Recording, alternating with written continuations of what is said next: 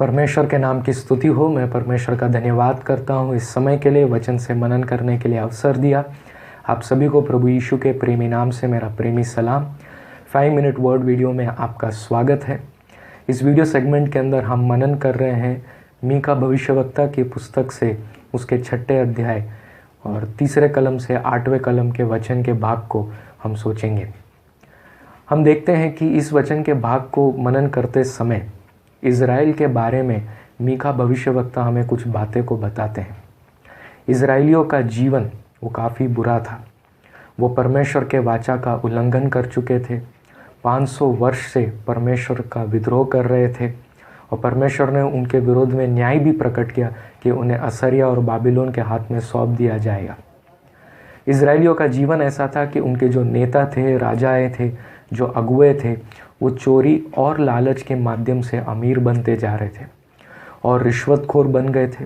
अमीर को वो न्याय कर देते थे, परंतु गरीबों को न्याय से दूर रखते थे और लालच के माध्यम से गरीबों के भी ज़मीन को वो छीन लेते थे।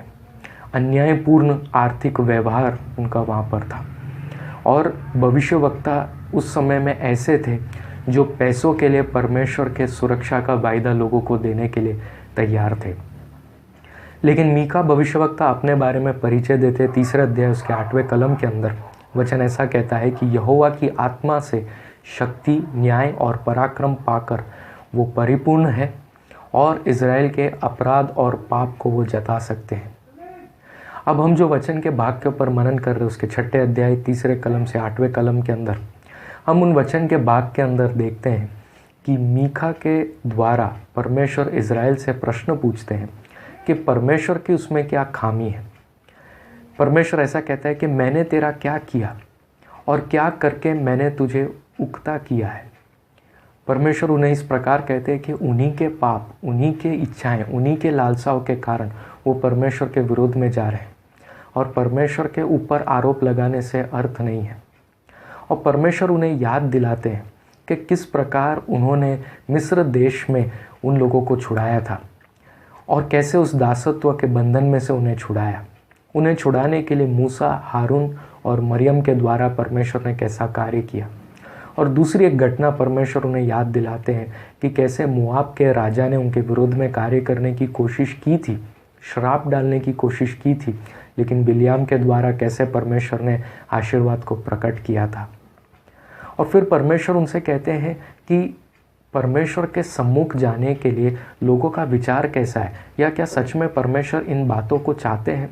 जैसे कि परमेश्वर के सम्मुख जाने के लिए क्या परमेश्वर चाहते हैं कि उनके सम्मुख वे झुके या होम बलियों को चढ़ाए या हज़ारों मेढ़ों को अर्पण करे या लाखों नदियों का तेल बहाए या प्रायश्चित में अपने पहलौठों को वो अर्पण करे या अपने पाप के बदले में अपने जन्मे हुए किसी का अर्पण करे।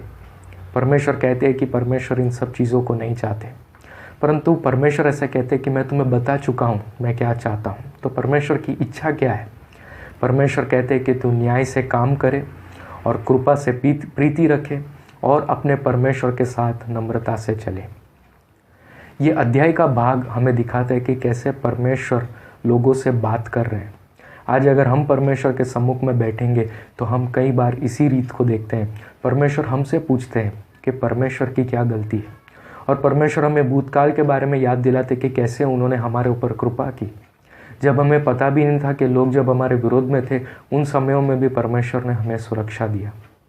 और आज शायद हमारा जीवन रीति रिवाजों में परमेश्वर को अर्पण और आराधना कर रहा है, लेकिन परमेश्वर कहते हैं कि अपने कामों को सुधारने के लिए, पश्चाताप करने के लिए प्रभु यीशु पर विश्वास करें। उनका लहू आपके पापों को क्षमा दिला सकता है। परमेश्वर आपसे रीति रिवाज नहीं चाहते। उन्होंने प्रभु यीशु के द्वारा प्रायश्चित का रास्ता तैयार किया। वो अब ये चाहते हैं कि हम सही जीवन जिए, परमेश्वर के मार्ग में नम्रता से चलें, सच्चाई और न्याय का कार्य करें। प्रभु की आत्मा इसके द्वारा आपसे बात करे। ये वीडियो आपके लिए आशीषित हो। इन बातों के बारे में विचार करें। धन्यवाद।